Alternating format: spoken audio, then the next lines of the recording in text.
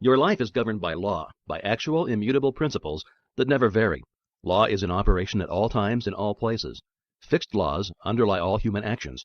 For this reason, men who control giant industries are enabled to determine with absolute precision just what percentage of every 100,000 people will respond to any given set of conditions. It is well, however, to remember that while every effect is the result of a cause, the effect in turn becomes a cause which creates other effects, which in turn create still other causes, so that when you put the law of attraction into operation, you must remember that you are starting a train of causation for good, or otherwise which may have endless possibilities. We frequently hear it said, "A very distressing situation came into my life which could not have been the result of my thought, as I certainly never entertained any thought which could have such a result." We fail to remember that like attracts like in the mental world, and that the thought which we entertain brings to us certain friendships, companionships of a particular kind, and these in turn bring about conditions and environment which in turn are responsible for the conditions of which we complain. Here is part 11.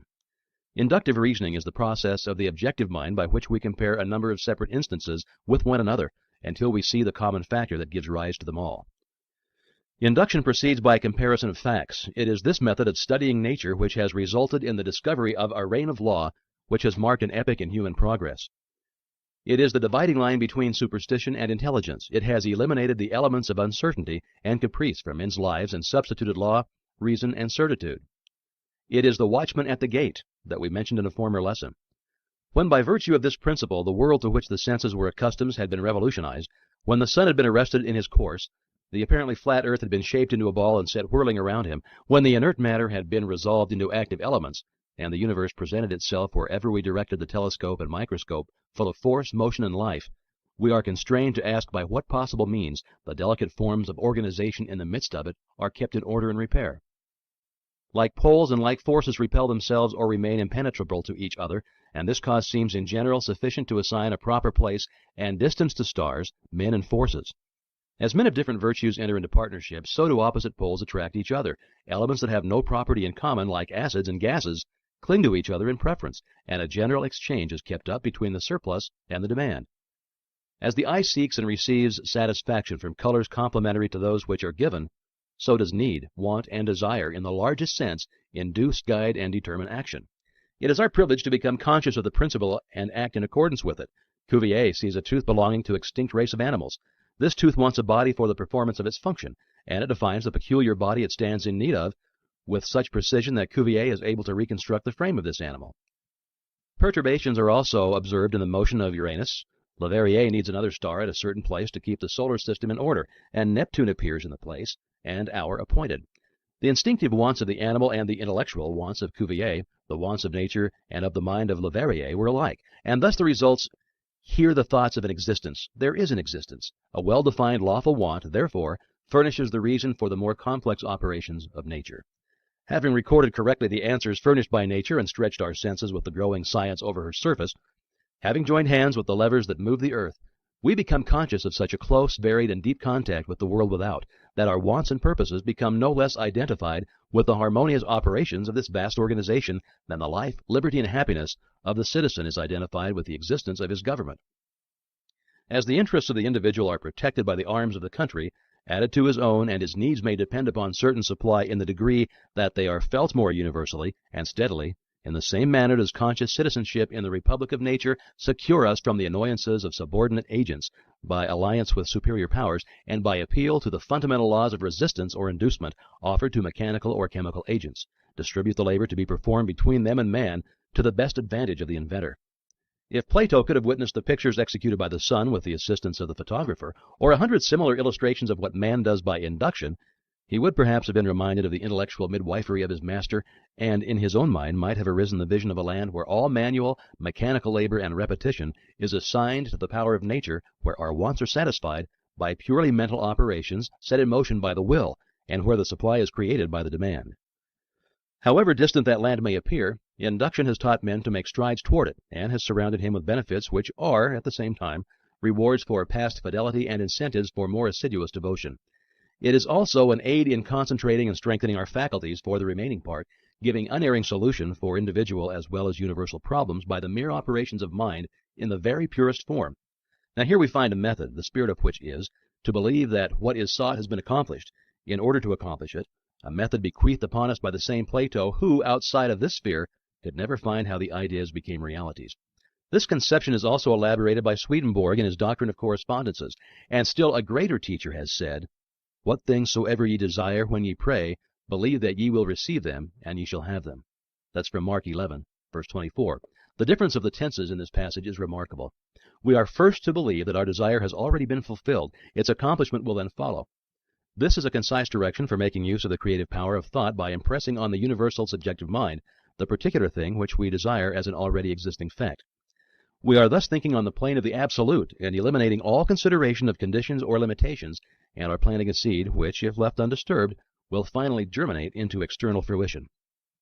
To review, inductive reasoning is the process of the objective mind by which we compare a number of separate instances with one another until we see the common factor that gives rise to them all. We see people in every civilized country on the globe securing results by some process which they do not seem to understand themselves and to which they usually attach more or less mystery. Our reason is given to us for the purpose of ascertaining the law by which these results are accomplished. The operation of this thought process is seen in those fortunate natures that possess everything that others must acquire by toil, who never have a struggle with conscience because they always act correctly and can never conduct themselves otherwise than with tact, learn everything easily, complete everything they begin with a happy knack, live in eternal harmony with themselves without ever reflecting much what they do or ever experiencing difficulty or toil. The fruit of this thought is, as it were, a gift of the gods, but a gift which few as yet realize, appreciate, or understand. The recognition of the marvelous power which is possessed by the mind under proper conditions, and the fact that this power can be utilized, directed, and made available for the solution of every human problem, is of transcendental importance. All truth is the same, whether stated in modern scientific terms or in the language of apostolic times.